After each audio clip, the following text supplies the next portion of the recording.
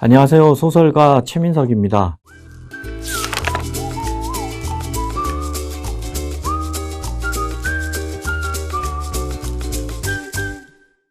저는 오늘 여러분들 앞에 즐기는 독서법이라는 제목으로 한 50분 정도 강연을 할 예정인데요.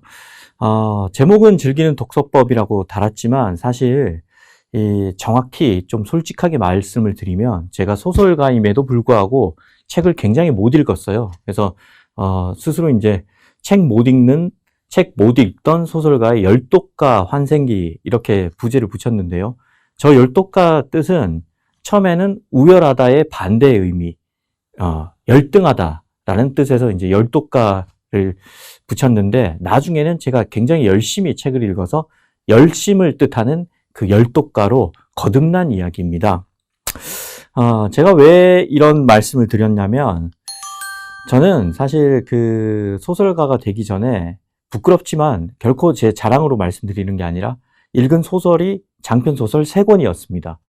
그렇게 장편소설을 별로 안 읽고 난 다음에 소설가가 되고 나니까 저는 이제 엄청나게 고생하는 시간을 많이 보냈습니다. 왜냐하면 결국 이 소설이라는 거대한 이야기의 화산은 내가 읽은 책, 내가 본 영화, 내가 접한 이야기들 중에서도 특히 내가 읽은 책에서 터져 나오는 겁니다. 그런데 저는 그 이야기의 자양분이 많이 부족했던 거죠. 그래서 소설가가 되고 난 이후에는 책을 많이 읽어보자, 특히 소설을 많이 읽어보자 라는 생각으로 책을 읽었는데 쉽지가 않았습니다. 왜 그러냐면 저에게 독서에 필요한 근력이 없었기 때문입니다. 이 독서 근력이라는 건 뭐냐? 책을 드는데 필요한 근력이냐? 아닙니다. 독서를 하는 데 있어서 필요한 인내심, 즉 정서적 근육을 얘기하는 거죠. 그게 없기 때문에 이제 저는 굉장히 고생을 했는데요. 그렇기 때문에 제가 지금부터 드리는 모든 얘기는 저의 실패담이자 실수담이자 동시에 거듭난 이야기입니다. 자, 그러면 이 책을 못 읽는 사람들의 공통점이 있습니다. 책을 읽기 전에 필요한 게 굉장히 많아요. 그냥 단순하게 읽을 수 있는 게 아닙니다.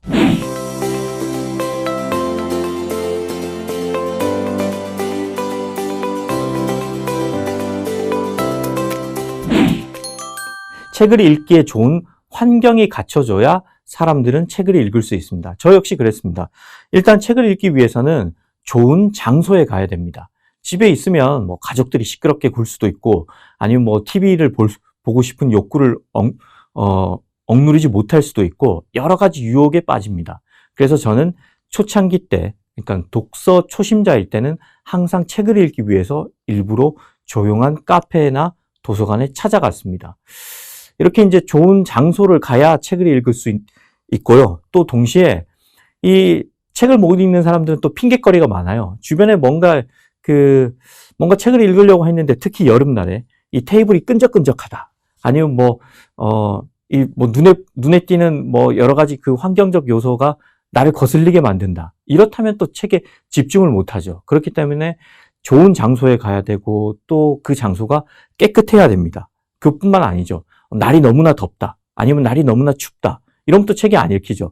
또 장마가 온다. 태풍이 온다. 그러면 나라 걱정 때문에 또 책이 안 읽힙니다. 핑곗거리만 계속 늘어나는 겁니다. 또 점심 식사를 너무 많이 했다. 그럼 배가 불러서 또 앉아 있으면 배가 더부룩해서 책이 안 읽히는 거죠. 그렇기 때문에 이제 책을 읽을 때 필요한 환경은 굉장히 중요합니다. 잔잔한 음악이 흘러야 되고, 책을 읽을 때 한 번씩 또 품위 있게 차도 한 잔씩 마셔줘야 되고, 이런 것들에 저는 많이 영향을 받았습니다. 간단히 말하면 환경 탓을 많이 했다는 거죠. 그러면 환경이 갖춰지면 우리는 책을 잘 읽을 수 있느냐? 그건 또 아닙니다. 이 마음의 상태가 중요합니다. 내가 책을 읽으려고 하는데 누군가를 미워하는 마음이 있다. 내 안에 증오가 있으면 책을 절대 읽을 수 없습니다. 책 페이지 한 장 넘기기도 전에, 아니 한 문장을 읽었는데도 계속 그 사람에 대한 미움이 피어오르기 때문이죠. 이게 책을 한 권 읽기 위해서 성인이 되어야 되냐? 그것까지는 아니지만 적어도 책에 집중하기 위해서는 누군가를 미워하는 상태로는 읽을 수가 없다는 거죠. 그리고 책을 읽을 때 내 마음속에 욕심이 별로 없어야 됩니다. 예컨대 내가 만약 차를 바꾸고 싶다. 그럼 지나가다가 그 좋은 장소에 책을 읽기 위해서 좋은 장소에 갔는데 마음에 드는 차를 봤어요. 그 차를 사고 싶은 마음이 너무나 크면 또 책에 집중이 안 되는 거죠. 그래서 이 환경뿐만 아니라 마음도 많이 이제 정리가 되어야 되는데, 그러면 미움이 없고 욕심이 없고 이렇게 다 비워내기만 하면 되느냐? 아닙니다. 책을 읽기 위해서는 또 내 안에 채워야 될 게 있습니다. 그게 뭐냐면 바로 호기심인 거죠. 세상에 대한 호기심, 이야기에 대한 호기심, 캐릭터에 대한 호기심, 뭐 이런 것들이 가득 찰수록 좋은 거고요. 그 다음 예술적인 욕구가 내 안에 충만하면 책을 읽기에 좋습니다. 동시에 호기심이 충만하면 좋고요. 그 다음 미학적인 욕구는 왜 책을 읽는데 좋냐면 책을 읽는 삶 자체가 하나의 미학적인 삶이라고 생각을 하는 게 도움이 됩니다. 책을 읽는 게 전혀 섹시하지 않거나 책을 읽는 게 전혀 매력적이지 않다. 이렇게 생각하면 자꾸 내 자신을 책벌레로 생각하고 책으로부터 멀어지는 거죠. 그래서 한때 뉴욕에서는 Reading is Sexy라는 캠페인도 벌어졌습니다. 예. 그래서 책을 읽는 모습이 멋진 모습이다. 이렇게 좀 그 축구 선수들이 나는 골을 잘 넣는 공격수다. 이렇게 그 자기에게 최면을 걸듯이 책을 읽는 내 모습은 멋져. 이런 생각을 하면 도움이 됩니다. 그 다음 내가 웃고자 하는 욕구, 그 다음 울고자 하는 욕구, 지적인 갈증을 채우고 싶은 욕구, 이런 것들이 있으면 좋죠. 궁극적으로는 책을 읽기 위해서는 인생이 궁금해야 됩니다. 우리가 책을 본다는 것은, 특히 소설을 본다는 것은 다른 인물들의 실패를 통해서 우리의 삶을 간접적으로 상상해 볼 수 있는 것입니다. 제가 왜 실패라고 얘기했냐면 소설은 궁극적으로는 다 실패하는 이야기이기 때문입니다. 성공담은 별로 없는 거죠. 그런데 이 다른 타인의 실패를 통해서 내가 반면 교사로 삼을 수도 있고 그 실패가 때로는 아름다울 수도 있는 겁니다. 그래서 그 실패의 미학을 보기 위해서는 궁극적으로는 타인의 삶을 궁금해야 하는 것이죠. 그리고 좀 더 나아가면 그냥 책 자체가 좋아야 됩니다. 책을 안 읽어도 책을 계속 사는 사람들이 있어요. 이런 사람들은 그 책의 물성 자체를 좋아하는 거죠. 그래서 여러분들이 책의 물성 자체, 그 페이지를 넘기는 기분, 책 냄새, 이런 걸 좋아하면 책을 읽기에 좋은 상태가 됩니다. 저는 사실 지금은 이제 절대 비하하는 게 아니라 지금은 누가 저를 책벌레라고 해도 좋을 만큼 책을 사랑합니다. 그렇기 때문에 책을 사면 일단 그 물성을 좋아해요. 그래서 막 이렇게 부벼보기도 하고요. 냄새도 이렇게 킁킁 맡습니다. 그러면서 그 종이 특유의 냄새를 좋아하죠. 그 다음 책을 읽기에 가장 좋은 상태는 궁극적으로는 독서하는 그 시간 자체를 사랑해야 됩니다. 그러다 보면 이제 책이 나의 삶의 동반자가 될 수도 있는 거죠. 그런데 제가 왜 이렇게 내 마음의 상태를 계속 얘기하느냐? 그건 앞서 말씀드렸듯이 제가 독서를 하는 정서적 근력이 없었기 때문입니다. 자, 그러면 저는 어떻게 이 독서의 근력을 키워왔는지 말씀을 드리겠습니다. 자, 그러면 어떻게 하면 책을 읽는 근력을 붙일 수 있을까? 그건 궁극적으로 독서를 재밌게 해야 되는 거죠. 예. 재밌게 이제 책을 읽는 방법을 제가 3가지를 제시해 드리겠습니다. 첫 번째는 작가 위주로 읽는 겁니다. 저는 제일 처음에 그 소설 3권을 읽고 소설가가 됐다고 했잖아요. 그 중에 제가 읽은 작가의 책은 바로 박현욱 작가의 아내가 결혼했다라는 소설이었습니다. 그래서 저는 이제 박현욱 작가에게 제가 소설가가 데뷔를 하게 된 빚을 지고 있기 때문에 그 빚을 갚는 방법이 뭐겠습니까? 그 작가의 책을 전부 다 사서 제가 꼼꼼하게 읽어보는 거죠. 그래서 제일 처음에는 저는 박현욱 작가의 책을 전부 다 사서 읽었습니다. 이걸 바로 이제 전작주의라고 하는 겁니다. 그러니까 이 어떤 작가와 나 사이에 그 하모니, 조화가 잘 맞아야 됩니다. 저는 그 작가의 책을 좋아한 거죠. 그렇게 읽다 보니까 박현욱 작가와 비슷한 작품을 구사하는 작가들의 책을 찾아 읽게 된 겁니다. 예컨대 뭐 박민규 작가라든지 아니면 뭐 성석재 작가라든지 뭐 이런 작가들이 많습니다. 이런 작가들, 김원수 작가, 이런 작가들의 책을 읽다 보니까 이제 독서가 재밌어지는 거죠. 제가 좋아하는 작가의 책 위주로 읽는 거니까요. 그러면 이렇게 한국 작가의 책만 읽을 거냐? 그건 아니죠. 요런 풍의 이야기를 쓰는 외국 작가는 없을까? 또 찾아보게 됐죠. 주변 사람들의 추천도 받았고요. 그러다 보니까 어느 순간 저는 프랑스의 기욤 미소라든지 미국의 더글라스 케네디 같은 작가들의 책을 읽고 있더라고요.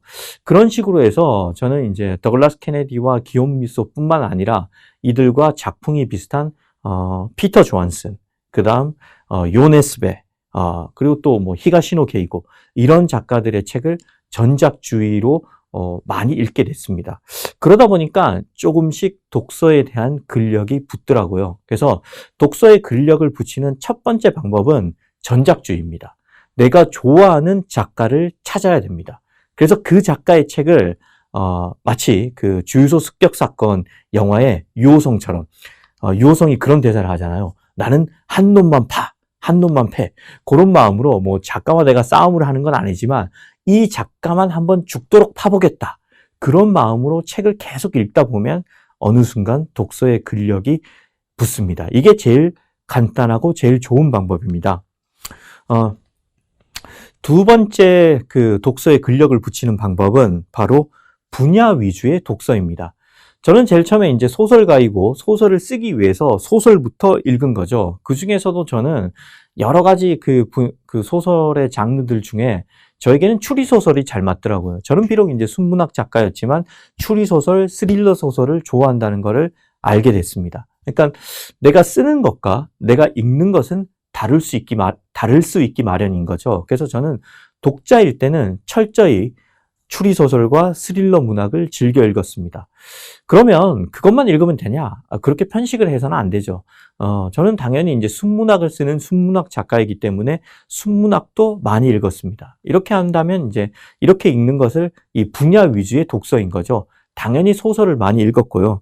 그 다음에 요즘 이제 코로나19로 인해서 많은 분들이 여행을 못 가면서 여행 에세이를 찾는 분들이 늘어났는데 저는 예전부터 여행을 좋아했기 때문에 여행 에세이를 읽는 걸 또 좋아했습니다.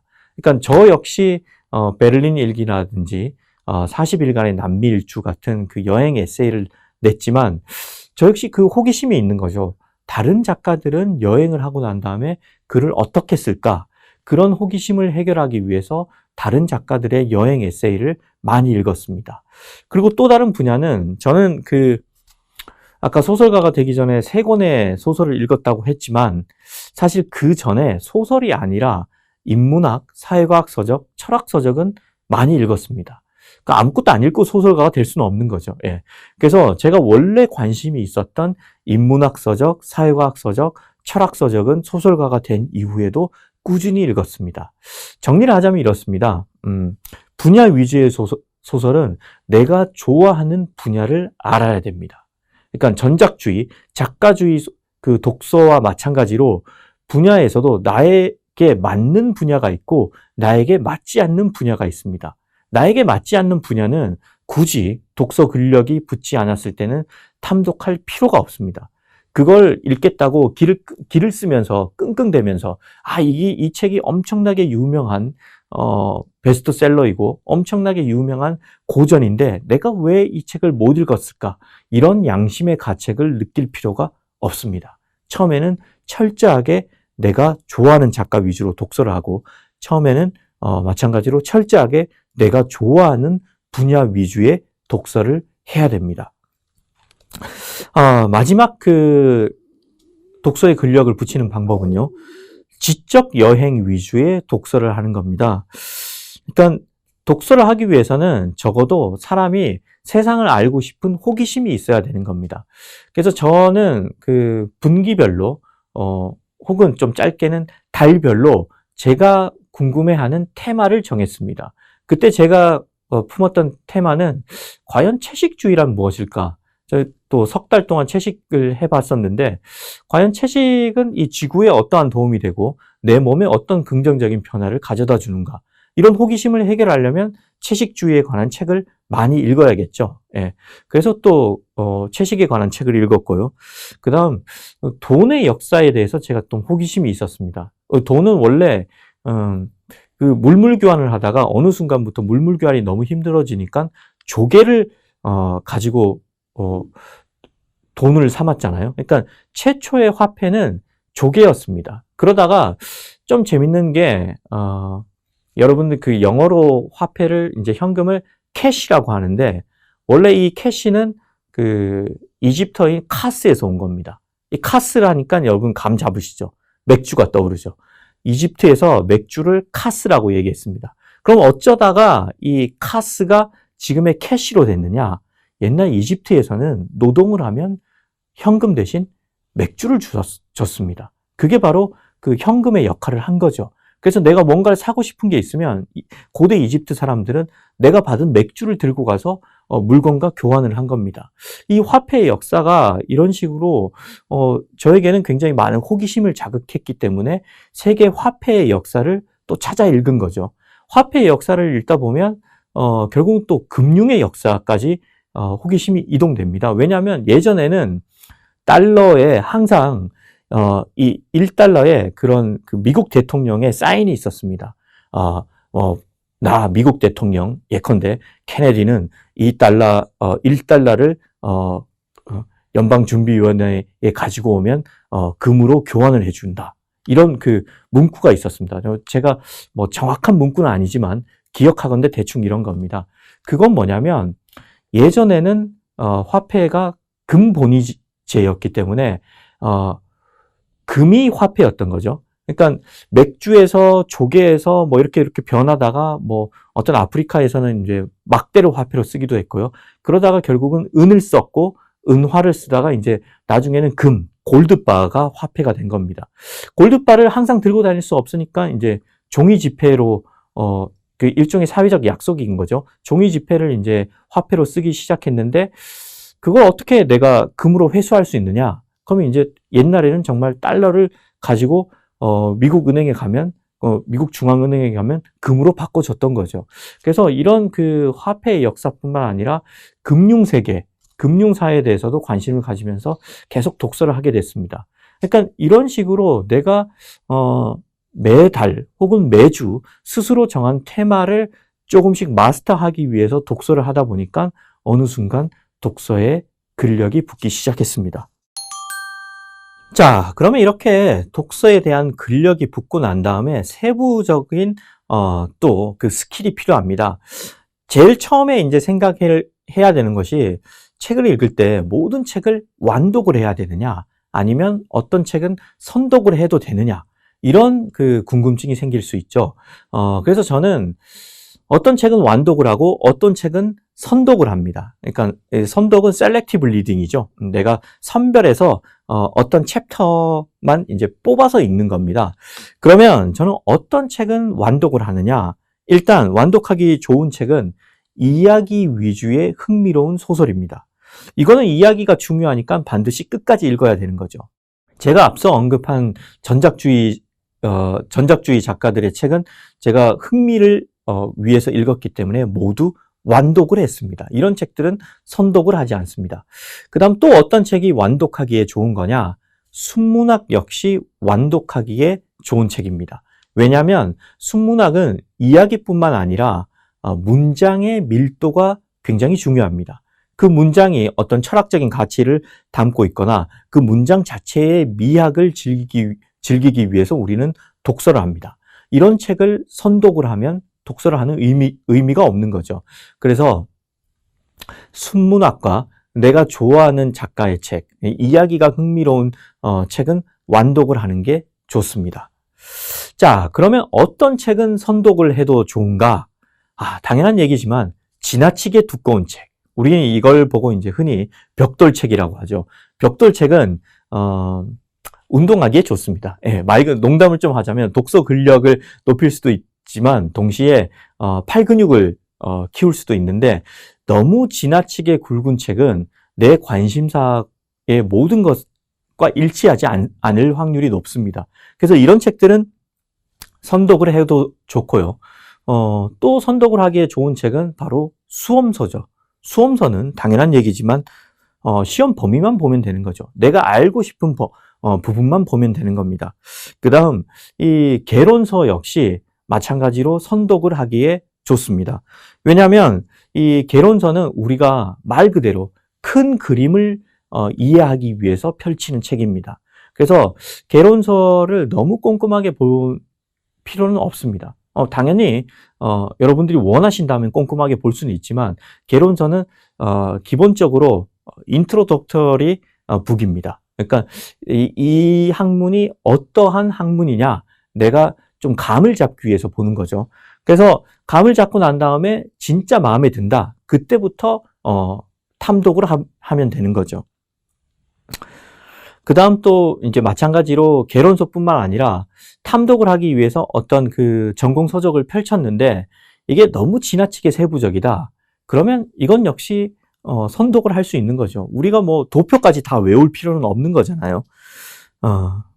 그 다음 아까 제가 소설은 완독을 하는 게 좋다고 했는데 소설 중에서도 굉장히 장광설이 심한 소설들이 있습니다.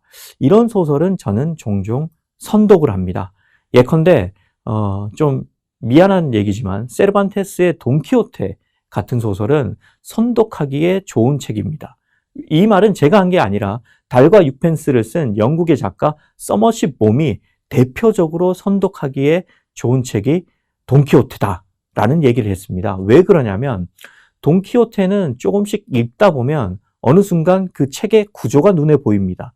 항상 돈키호테가 어느 마을에 가서 뭔가 좌충우돌을 겪다가 결국은 어떤 위기를 극복하거나 다음 마을로 떠나는 구조입니다.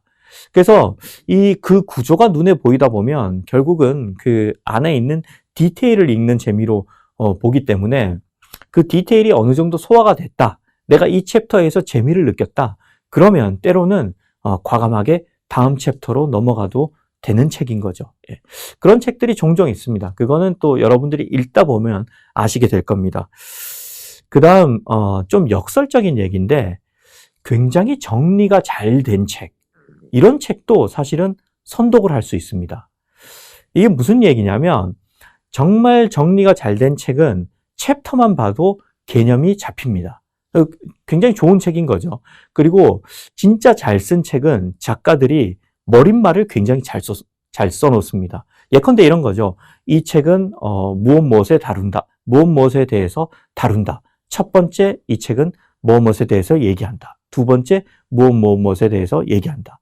그 개요, 즉 머릿말과 정리된 챕터 제목만 보더라도 이런 책들은 머릿속에 쏙쏙 들어옵니다. 그렇기 때문에 진짜 꼼꼼하게 읽어보는 것도 좋지만 내가 어떤 시간이 없거나 어떤 효율성을 추구해야 되는 이유 때문에 선독을 해야 된다. 그렇다면 굉장히 개념 정리가 잘 된 책도 선독하기에 오히려 좋습니다.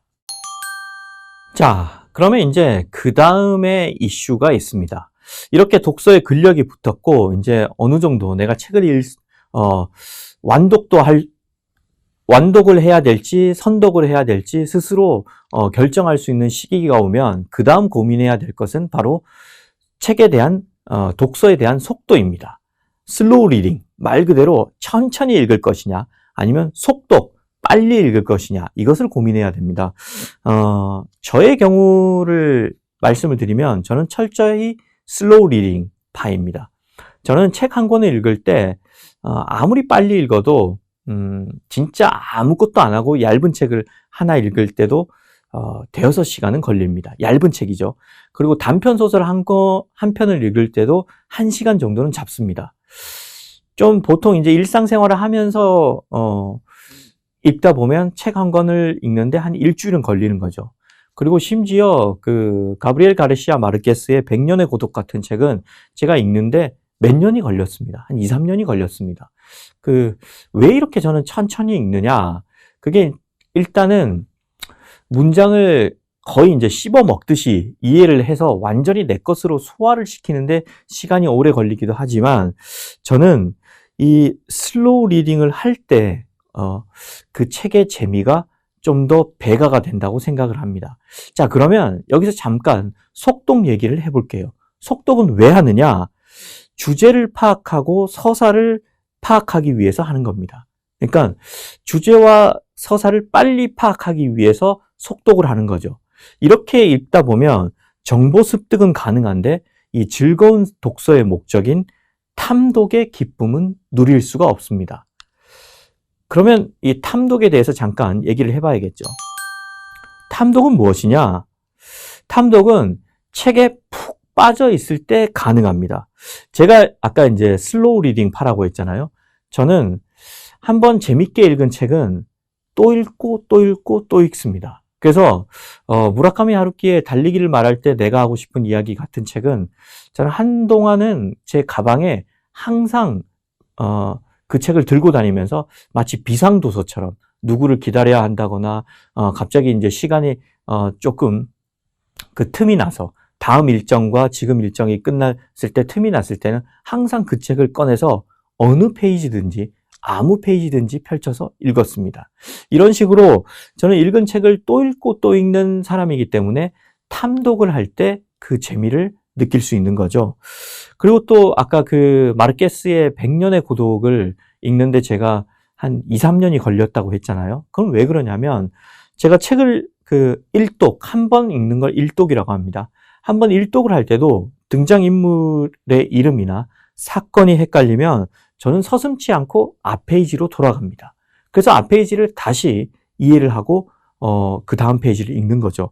그러다 보면 책을 읽는 시간이 길어질 수밖에 없습니다. 그런데 제가 왜 이렇게까지 천천히 탐독을 하면서 읽느냐?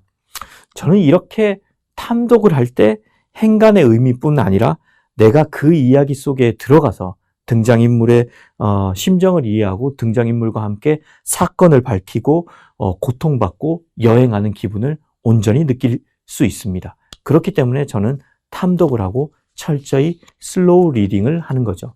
물론 저도 일이 있을 때, 저도 소설가이기 때문에 책 관련된 프로그램에 일을 할 때가 있습니다. 그럴 때면 이제 책을 빨리 읽어야 되는 거죠. 그럴 때는 저도 속독을 합니다. 하지만 반드시 속독을 해야 되는 상황이 아니라면 저는 철저히 슬로우 리딩을 하는 편입니다. 제가 그 탐독의 뜻을 그냥 말로 다 했군요. 예, 탐독의 뜻은 이러합니다. 어떤 글이나 책을 열중하여 읽음, 어떤 글이나 책을 유달리 즐겨 읽음, 이게 탐독입니다. 자, 그러면 이때까지 이제 어떻게 독서에 근력을 붙이는지 얘기도 했고, 책을 완독을 할 것인지 선독을 할 것인지, 책을 천천히 읽을 것인지 빠르게 읽을 것인지에 대해서까지 얘기를 했습니다. 자, 그러면 이제 제대로 책을 한번 읽기 위한 실천법에 대해서 얘기를 해보겠습니다. 저의 경우에 저는 책을 좀 의식적으로 열심히 읽기 위해서 일부러 독서를 하는 요일을 하루 정했습니다. 제일 처음에 제가 택한 날은 바로 금요일이었는데요. 그러니까 주중에 일을 열심히 해서 월요일부터 목요일까지 가능한 한 제가 해야 될 일을 다 끝내려고 노력을 했습니다. 그럼 금요일엔 뭘 하느냐? 당연히 소설가이기 때문에 책을 읽는 것도 저의 일이라서 금요일은 하루 종일 책을 읽자, 이렇게 정했습니다. 이게 직장인이나 또 학생이나 많은 분들이 이게 쉽지는 않을 겁니다. 그래서 여러분들에겐 주말이 있을 수 있는 거죠. 주말이 있거나 방학이 있을 수 있는 겁니다. 아무튼 책을 열심히 읽기 위해서, 독서에 근력을 붙이기 위해서는 그냥 여유가 있을 때 책을 읽겠다 이런 마음이 아니라 딱 시간을 내야 됩니다. 그래서 저는 항상 남들은 이제 불금 때 클럽에 가거나 파티를 즐기거나 그러지만 나는 이 불금에 이 작가들과 대화를 하겠다. 그래서 항상 금요일을 책 읽는 날로 정했습니다.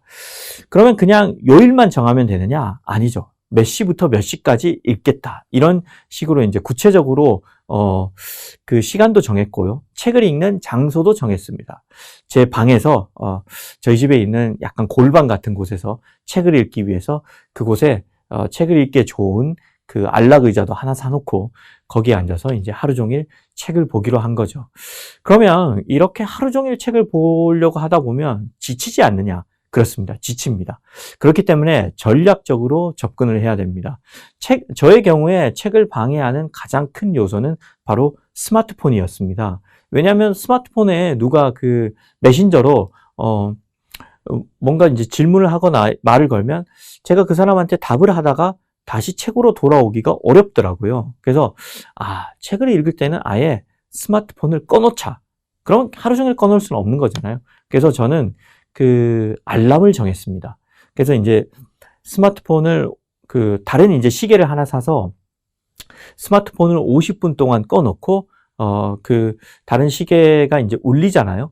그러면 10분 동안은 약간 집안에서 산책을 하거나 아니면 이제 체조를 하는 식으로 해서 저에게 휴식을 준 거죠. 그래서 50분 독서, 10분 휴식 이렇게 해서 하루 종일 책을 읽는 스케줄을 운영을 했습니다.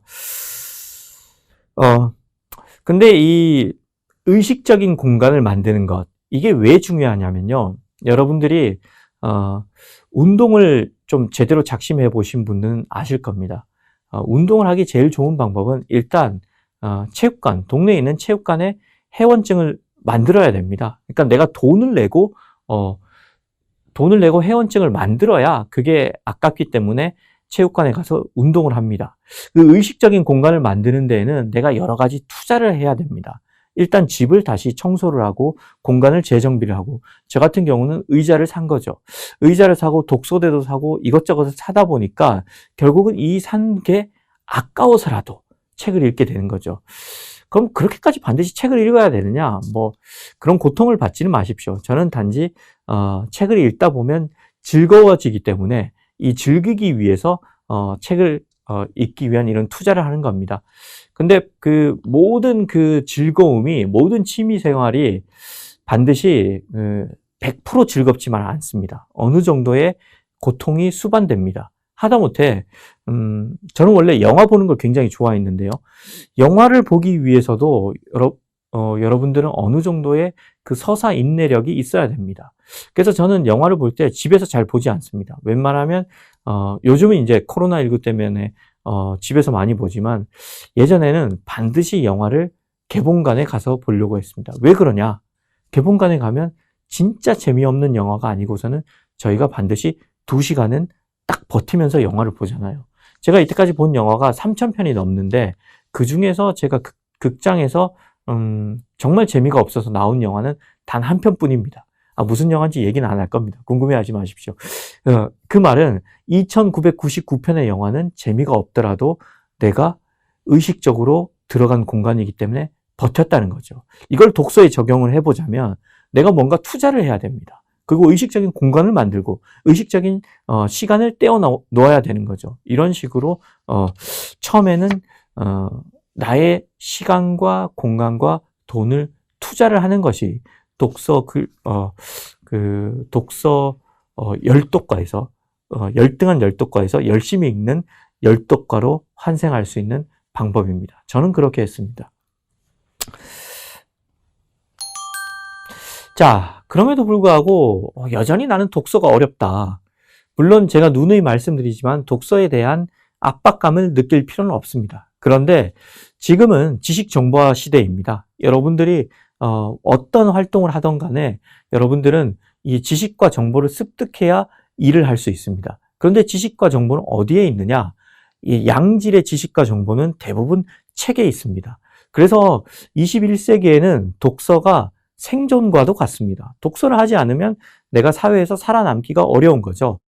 자, 그러면 독서가 어려운 분들한테 제가 독서가 쉽게 되는 방법을 몇 가지 제안을 하겠습니다.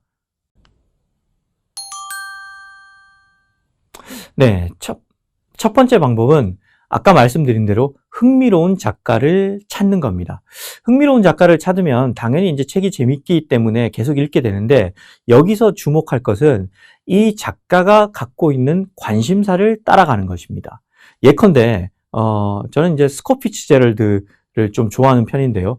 이 스콧 피츠제럴드는 그 플래퍼라는 단어를 적극적으로 많이 썼습니다. 이 플래퍼가 뭐냐면 미국의 1920년대, 30년대에 멋을 내는 그 여성들이었는데 그 과거 그 위대한 개츠비의 영화 포스터나 그때의 그 사진들을 보시면 그 머리에 약간 그 밴드 같은 걸 하고 몸에 좀 달라붙는 짧은 치마 혹은 긴 치마를 입고 담배를 피우는 이 여성들을 이제 플래퍼라고 했습니다.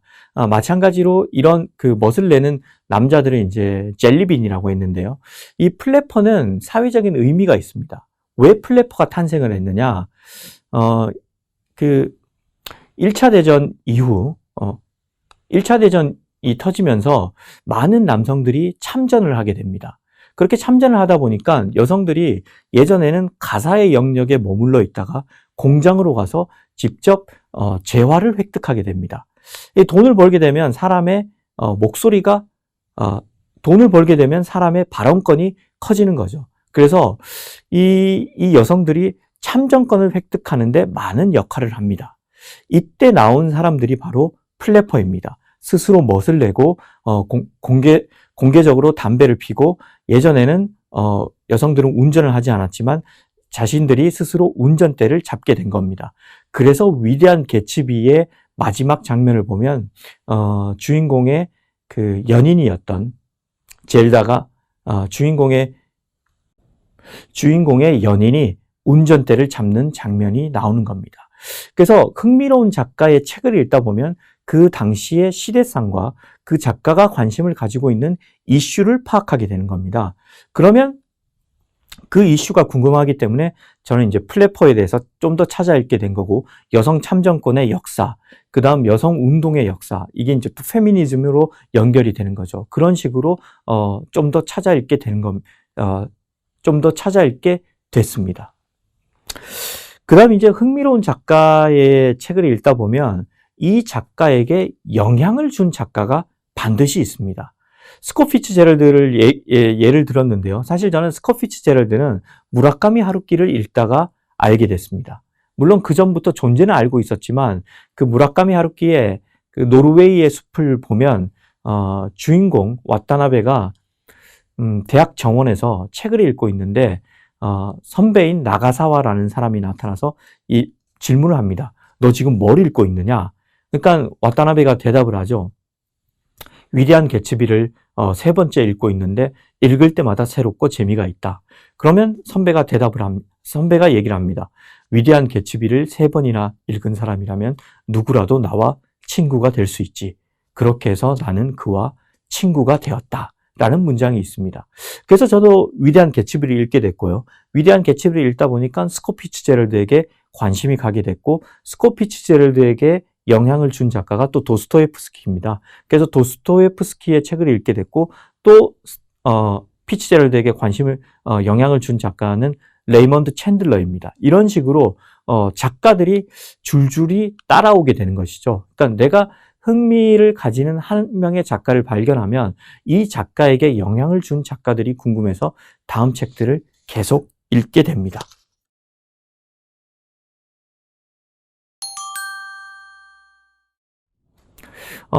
두 번째 실천법은요, 바로 이슈 위주입니다.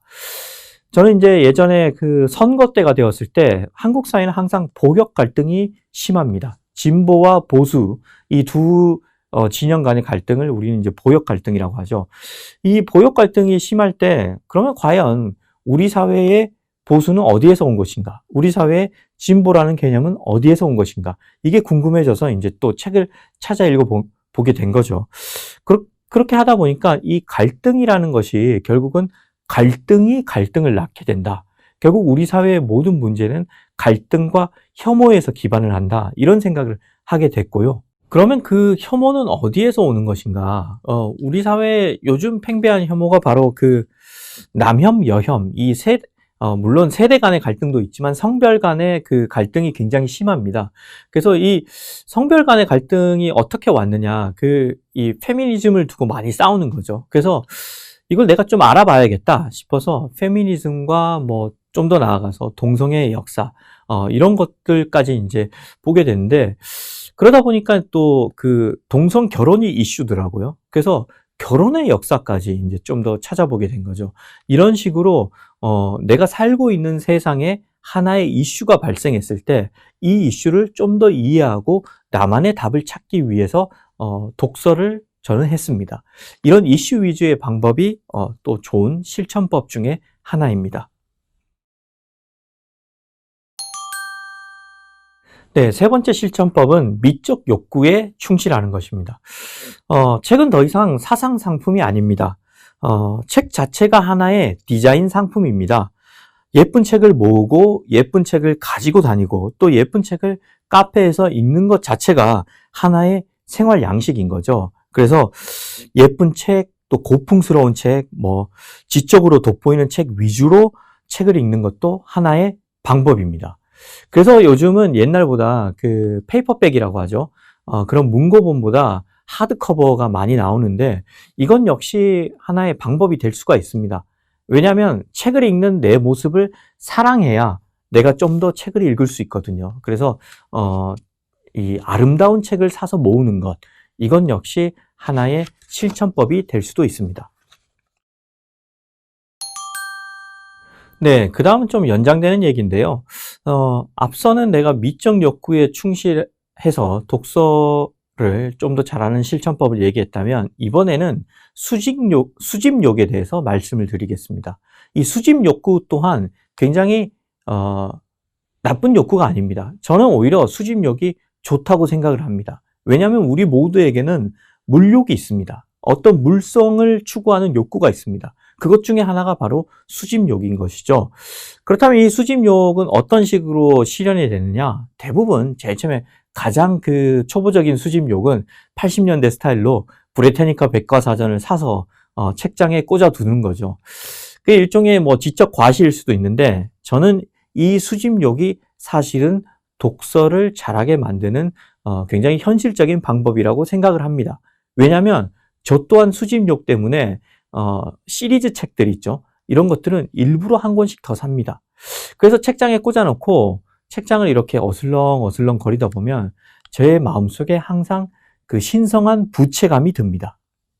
언젠가는 내가 저 책을 읽어야 되는데 이런 그 일종의 양심의 가책을 느끼게 되는 거죠. 그런데 사람이 양심의 가책만 느끼면서 그냥 사느냐? 절대 그렇지 않습니다.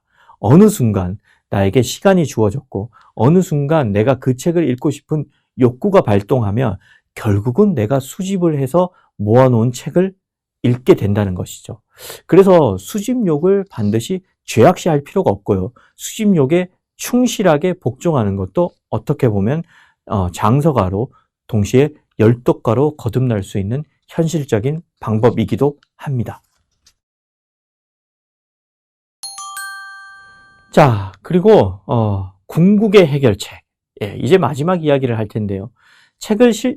독서 실천법의 궁극의 해결책은 바로 관심사입니다. 인류는 항상 관심사가 있을 때 그 관심사를 해결하기 위해서 책에서 답을 얻어왔습니다. 물론 내 관심사를 해결하기 위해서 기사를 검색하거나 아니면 다른 사람의 이야기를 들을 수는 있지만 다른 사람의 이야기를 듣거나 기사를 읽는 것은 깊이나 효율성 문제에서 난초에 부딪힐 깊이나 효율성 문제를 해결할 수 없습니다. 그렇기 때문에 항상 우리는 책에서 답을 얻어왔습니다. 결국 관심사가 많은 사람이 책을 찾게 됩니다.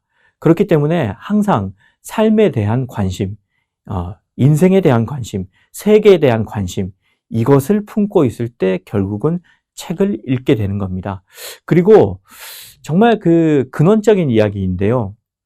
책을 많이 읽고 책을 사랑하기 위해서는 결국은 문장을 사랑해야 됩니다. 모든 책은 문장으로 구성되어 있기 때문입니다. 어떤 문장들은 굉장히 아름답습니다. 어떤 문장들은 나의 가슴을 찌를 만큼 나를 통렬하게 반성하게 만듭니다.